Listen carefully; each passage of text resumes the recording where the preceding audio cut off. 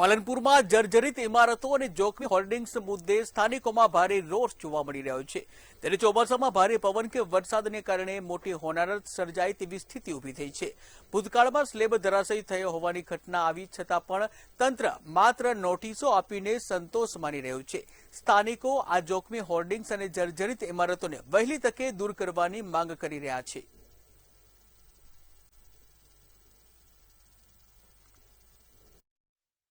જો કે તાજેતરમાં જ હમણાં કમોસમી વરસાદ અને એક વાવાઝોડું આવ્યું હતું, એના લીધે બનાસકાંઠાની અંદર 4 લોકોના મોત થયા હતા।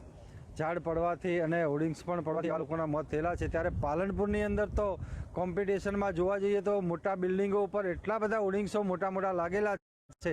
જ્યારે પણ કોઈ પવન કે વાવાઝોડું જો આવ્યું અને એ વખતે કોઈ સાધન ઉપર કે પબ્લિક જનતા ઉપર પડશે ત્યારે કોઈ મોટી જાનહાનિ થશે।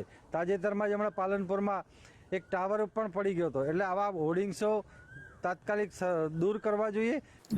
પાલનપુર નગરપાલિકા વિસ્તારમાં આગામી ચોમાસાને ધ્યાને રાખી અને જર્જરિત ઇમારતોનો સર્વે કરી દેવામાં આવેલો છે। કુલ 32 ઇમારતોને ઉતારી લેવા માટેની નોટિસ પાઠવવામાં આવેલી છે। તેમજ જે ભયજનક હોર્ડિંગ્સ છે તેનો પણ સર્વે કરી લેવામાં આવ્યો છે। અત્યાર સુધીમાં 49 હોર્ડિંગ્સનો સર્વે કરેલો છે અને તે તમામ ઉતારવા માટેની કાર્યવાહી હાથ ધરેલી છે।